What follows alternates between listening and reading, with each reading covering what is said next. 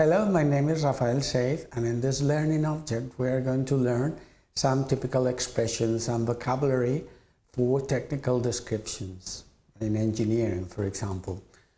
These are the contents of the learning object. We will see how to carry out technical and detailed descriptions for engineering, some expressions and vocabulary typically related to description, and structures to express dimensions.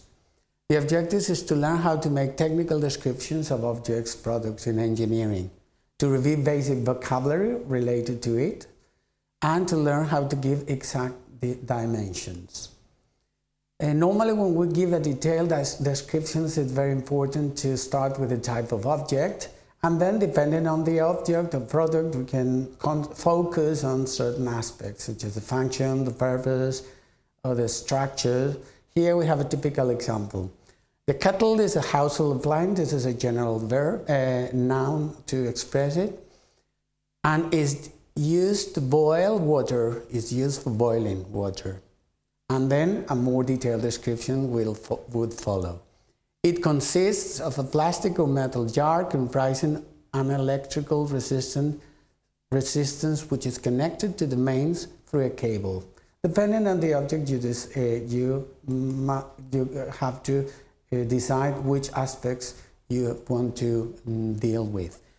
These are the typical questions you ask yourself or other people in order to obtain a detailed description of an object. What it is, it gives the definition or description, general description. What it is made of, the composition. What are its components? What does it look like for general look or shape? What is its size and dimensions? What are its properties? What is it used for the purpose or applications? Or how plus an adjective to give specific characteristic. We can, depending on the object, as I said, focus on certain aspects, the composition, the properties, dimensions, applications, etc. when we describe something. And it's important to note that normally the verb tense that we use is the simple present, with typical verbs such as to be and to have. Contain and comprise are all the possibilities too. And a very important structure that is used when describing is the word consist. And when we use consist, the preposition is consist of, always. Consist in, which is a typical false phrase for Spanish students, is only allowed when you follow this expression with a redefinition, not with the different parts. So you must take this into account. So we normally start with a definition. For example, lead is a heavy metal, a relay is a switching device. And then we can state the composition, for example, typically with made of, consists of, or it has different components, parts, or pieces. These are typical structures. Then we can include properties, typically with a verb, general verb such as is, looks, seems, becomes, has, plus an adjective or a noun, and we can give different properties, as we will see in a minute. To give the applications of the purpose, we use typically the expression is used for plus ing or to plus infinitive. We can also use the verb serves to, or we can use the expression is used in plus a noun. For example, it is used in mechanical engineering. We can concentrate on different possible properties or characteristics of the object or the product, such as the color. We don't know the color exactly. We can say it's yellowish or bluish, which is close to this color. The surface, the size, such as here we have some examples to refer to size, weight. There are some other synonyms as well, but these are the most general ones. The dimensions, general dimensions, long, short, wide, narrow, high, tall, short, thick, thin, deep, shallow. Or here we have some other engineering properties: rigid, hard, flexible, soft. Or here we have another list of typical properties to describe objects. You have to check whether you understand them, but these are presented here in a quite graphical way. We can also refer to more engineering properties of materials, for example.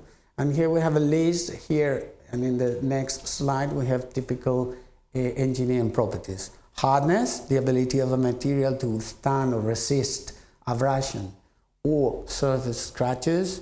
Melting point, the temperature at which the material changes from solid to liquid. Electrical or thermal resistivity. Elasticity. Malleability and ductility are is closely related properties of materials. Brittleness, the capacity to break easily. Conductivity, to conduct heat or electricity. Thermal conductivity or electrical conductivity. Or toughness, which is the ability of a material to withstand the natural elements. You have to check you understand these engineering properties properly. And normally, very often properties are given in the form of a noun or an adjective. Here we have a list of the most typical ones in engineering. Heat, hot. Conductivity, and the adjective conductive. Resistivity, resistive. Density, dense. Toughness, tough. Elasticity, elastic. Strength, strong. Brittleness, brittle. Malleability, malleable. Ductility, ductile. Mind the pronunciation too. Here we have a comprehensive list of typical engineering properties. Resistant at the end of one expression is very typical as well. It can be thermal resistant or corrosion resistant.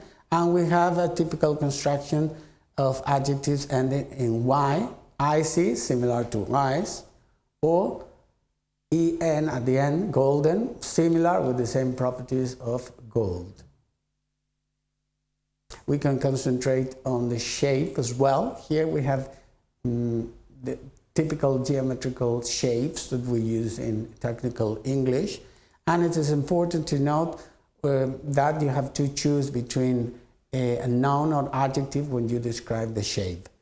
Here we have the most typical ones. A square, it's square in shape. A rectangle, it's rectangular in shape. Mind the different pronunciation. A circle, it's circular in shape. A triangle, it's triangular in shape. An oval, it's oval in shape. Or a semicircle, it's semicircular in shape. To describe any shape in English, if you cannot do so with these alternatives, you have the possibility of saying shade at the end of the adjective. For example, this is star-shaped, shape in the form of a star. In order to express dimensions in English, it's very important to use the correct word of the dimension, which can be an adjective or a noun. Here we have the four most typical ones. Long, which is the dimension expressed with an adjective. Length is the same dimension expressed with a noun. Wide, width. Deep, depth. High, height. This will serve us to make questions such as how long is it, what is its length, etc. And in order to express exact dimensions in English, we have these four possibilities. We can use the adjective with no preposition. The bar is 3 meters long, no preposition. The second example, to use the dimension noun. In this case, we must use the preposition in. The bar is 3 meters in length, and examples 3 and 4 are could be exactly the same in Spanish. The bar has a length of 3 meters, or the length of the bar is 3 meters. In conclusion, there are different aspects that you must take into account when describing.